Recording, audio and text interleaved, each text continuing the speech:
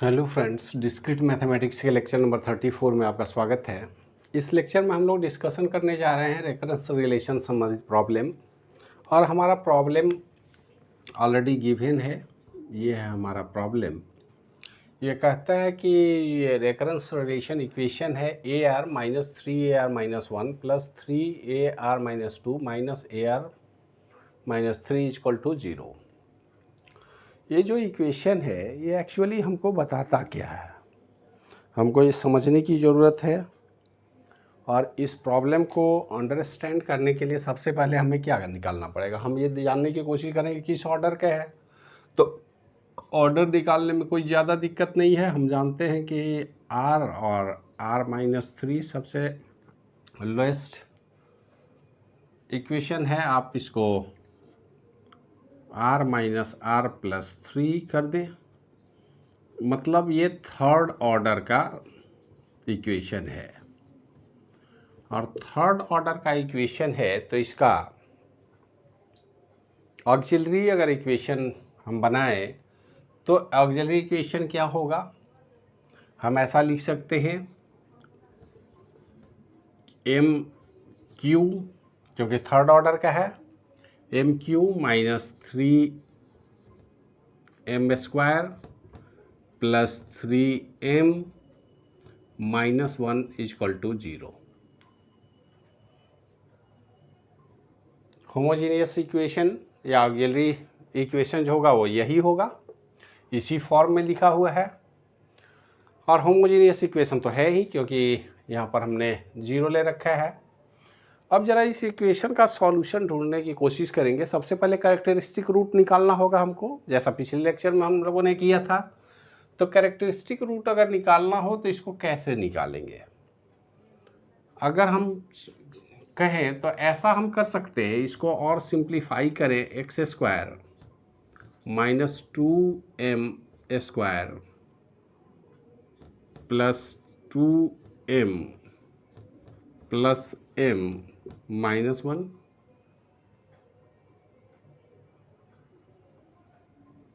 या और सिंप्लीफाई करें तो हम इसको और भी सिंप्लीफाई कर सकते हैं, m-1 into m² minus 2m plus 1।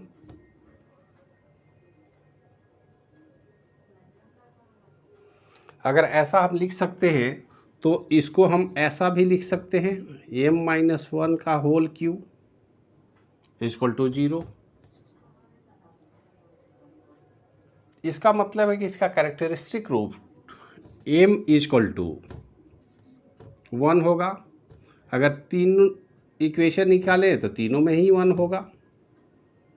मतलब अगर हम इसको और सिंप्लीफाई करके लिखें, m-1 into m-1 into m-1 equal to 0। इसका मतलब यहाँ पर m के 3 रूट हैं और तीनों के तीनों रूट हैं हमारे 1। यहाँ तक में तो कोई दिक्कत नहीं है, ये आसानी से ऐसा हम कर सकते हैं। तो इस इक्वेशन का जनरल सॉल्यूशन क्या होगा, अगर हम जनरल सॉल्यूशन यहाँ लिखें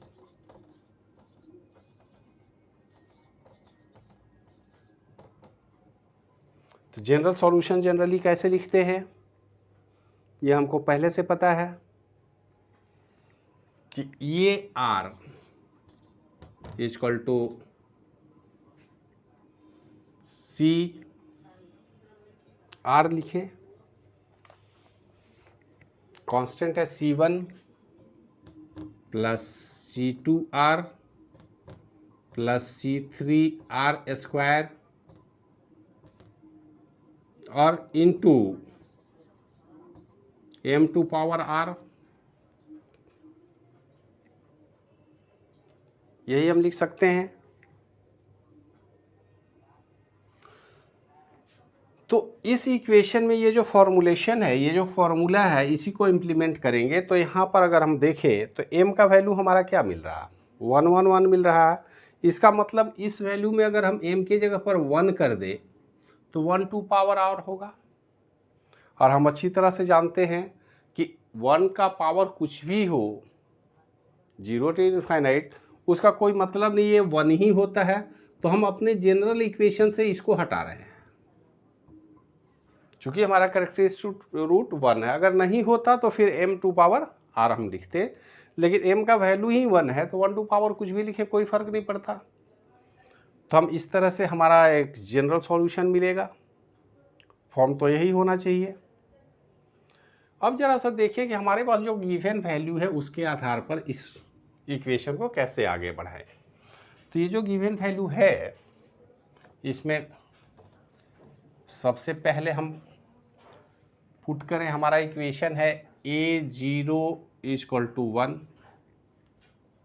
इसका मतलब है कि इसको AR के फॉर्म में हम करें, AR, तो AR = 1 यहाँ आ रहा है और R = क्या है, 0। यही हमारा फॉर्मूलेशन है। तो फर्स्ट इक्वेशन जो होगा, अगर इस सॉल्यूशन में इस वैल्यू को हम पुट करें तो क्या होगा, तो यहाँ पर CR = C1 plus C2 into R, R = 0 into 0 plus C3 into 0 to square, R square है। आप जानते हैं AR का वैल्यू क्या है, 1, इसको AR लिखेंगे। तो फर्स्ट इक्वेशन है 1 = C1 प्लस मल्टीप्लिकेशन 0 है तो 0 हो जाएगा, प्लस 0 है तो 0। इसका मतलब है एक वैल्यू हमको यहाँ पे मिल रहा है, इसको हम ऐसे लिख लें, C1 = 1। ये तो एक इक्वेशन हमको मिल गया, एक वैल्यू। हम जनरल सॉल्यूशन में अपने वैल्यू को पुट कर रहे हैं अकॉर्डिंग टू A0 = 1 के लिए। तो हमको वैल्यू मिला C1 = 1। हम यहाँ लिख लेते हैं, क्योंकि जगह कम है। C1 का वैल्यू हमको 1 मिल गया, लेकिन अभी C2 C3 का वैल्यू भी पता करना होगा। तो C1 C2 का क्या वैल्यू होना चाहिए, जरा सा देखें। इसी इक्वेशन में इसी वैल्यू को हम पुट करेंगे, जरा सा चेंज करें। आप इसको नोट करते चलेंगे, हमारे पास चूंकि जगह कम है तो ऐसा हमने किया है। A1 = -2, इसका मतलब AR = यहाँ क्या होगा, -2 हम लेंगे इसको। ये हमारा इक्वेशन है। तो R = क्या होगा, A1 = -2 है तो R का वैल्यू 1 हो जाएगा। अब इस वैल्यू को जरा पुट करें इसी में जनरल सॉल्यूशन में। तो जनरल सॉल्यूशन में पुट करेंगे तो क्या होगा, AR = -2 है। इसको बाद में लिखते हैं, पहले हम इसको लिख लेते हैं C1 प्लस C2R, मतलब C2 × 1, C2 × 1 भी हम लिख लेते हैं, ठीक है, plus C3R square, C3 × 1 to power 2 = AR का वैल्यू क्या है, -2। तो ये इक्वेशन क्या कहता है कि C1 plus C2 plus C3 = -2। ये हमारा इक्वेशन नंबर 2 हो जाएगा। अकॉर्डिंग टू A1 = -2 के लिए, A0 के लिए हमने निकाला था, हमारा वैल्यू C1 = 1 आया था। ये इक्वेशन दूसरा आया, तो इस इक्वेशन को भी यहाँ हम लिख लें, C1 plus C2 plus C3 = -2। ये दूसरा इक्वेशन आ गया। अब तीसरे वैल्यू के लिए भी जरा सा फाइंड करने की कोशिश करें। थर्ड वैल्यू के लिए क्या करेंगे, आप वीडियो को रोक करके इसको नोट कर लेंगे। थर्ड वैल्यू बोलता है A2 = -1।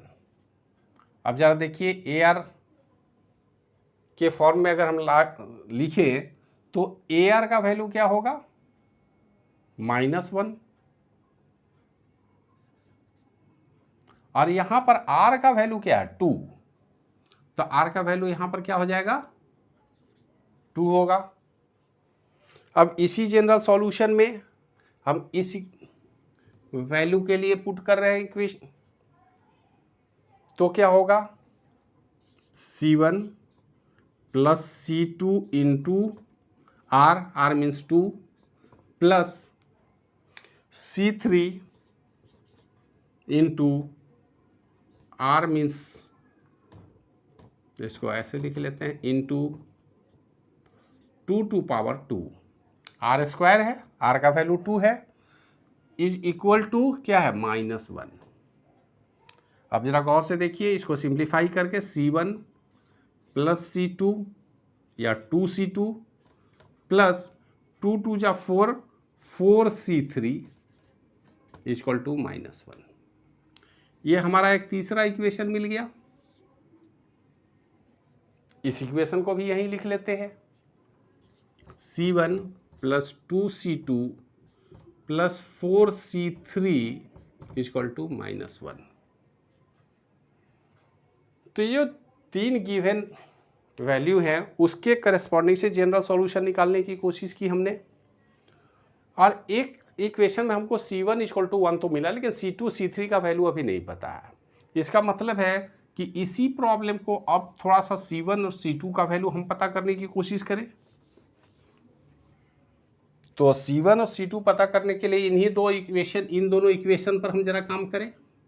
C1 का वैल्यू हमें पहले से पता है 1, तो ऐसा हम लिख सकते हैं 1 plus C2 plus C3 equal to -2, या हम लिख सकते हैं C2 plus C3 equal to -2 और -1। इसको ऐड करेंगे तो यहीं पे हम -3 लिख लेते हैं, इस 1 को दूसरे साइड में हम लेके चले गए, तो ये हमारा एक इक्वेशन मिला। दूसरे केस में जरा देखें, 2C2 plus 4C3 equal to -1, और इधर से C1 को हम पीछे ले जाएंगे तो -2 हो जाएगा। क्या हम ऐसा कर सकते हैं? आसानी से किया जा सकता है।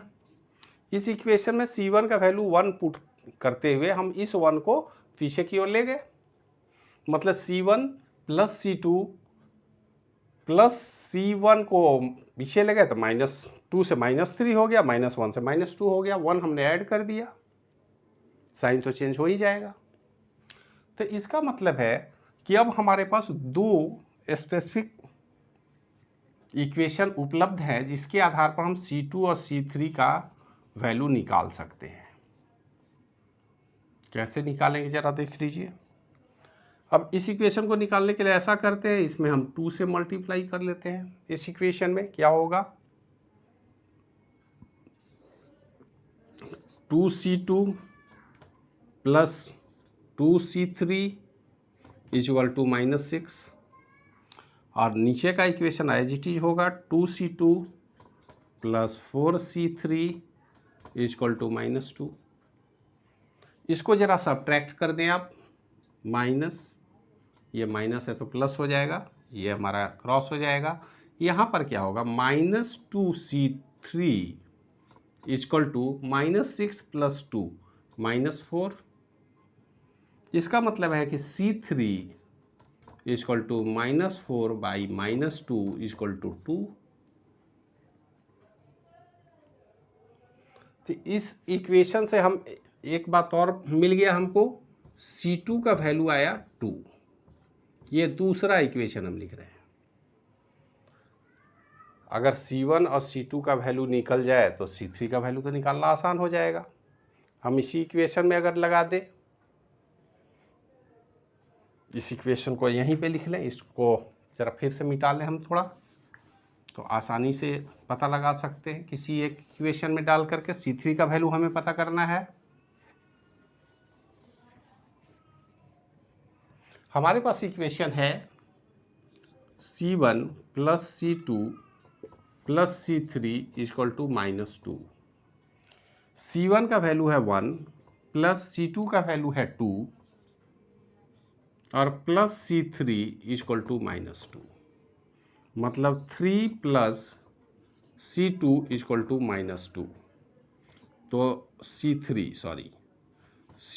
इक्वल टू -2 और प्लस -3 इक्वल टू -5। तो C3 का वैल्यू भी अब हम फाइंड कर पाने में सक्षम है। C3 का वैल्यू हमने फाइंड किया -5। ये तीसरा इक्वेशन मिल गया। अब जरा सा देखिए, हमने C1 का वैल्यू पता किया, C2 का वैल्यू का पता कर लिया, C3 का वैल्यू पता कर लिया। C5 नहीं है, ये है C3। ये तीन वैल्यू हमको मिल गए। इक्वेशन ऑलरेडी हमारे पास है। तो इक्वेशन अगर ऑलरेडी है तो इसका इक्वेशन कैसे आप लिखेंगे? तो इसको पहले हम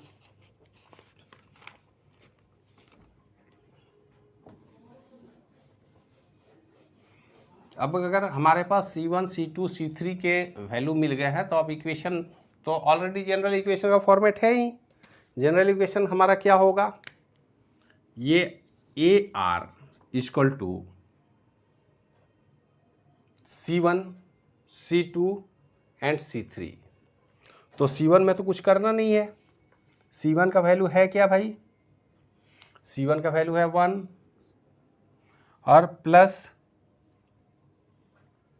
-5 है। C3 का वैल्यू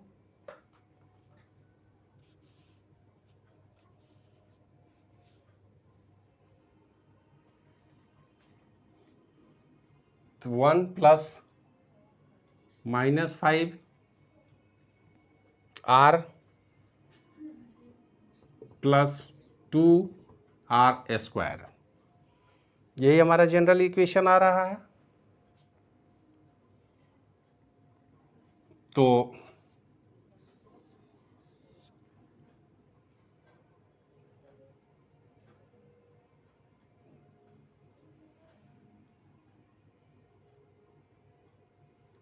इसको 1 मिनट देख लेते हैं।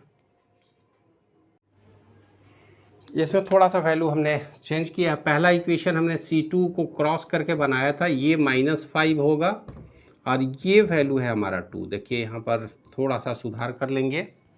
इक्वेशन में जब हमने फाइंड किया था तो C2 को क्रॉस करने के बाद C3 का वैल्यू पहले हमने निकाला था जो -5 था। तो C2 का वैल्यू -5 आएगा, C3 का वैल्यू 2 था। इसको ज़रा सुधार लेंगे आप लोग। अब पीछे इक्वेशन में हम नहीं जा रहे हैं। ये हमारा फाइनल इक्वेशन तैयार हुआ। AR का जो वैल्यू होगा वो C1, हमको C1, C2 और C3 तीनों ही वैल्यू मिल गए। तो C1, C2, C3 को जो कांस्टेंट वैल्यू है उसमें R और R स्क्वायर के साथ हम ऐड करेंगे।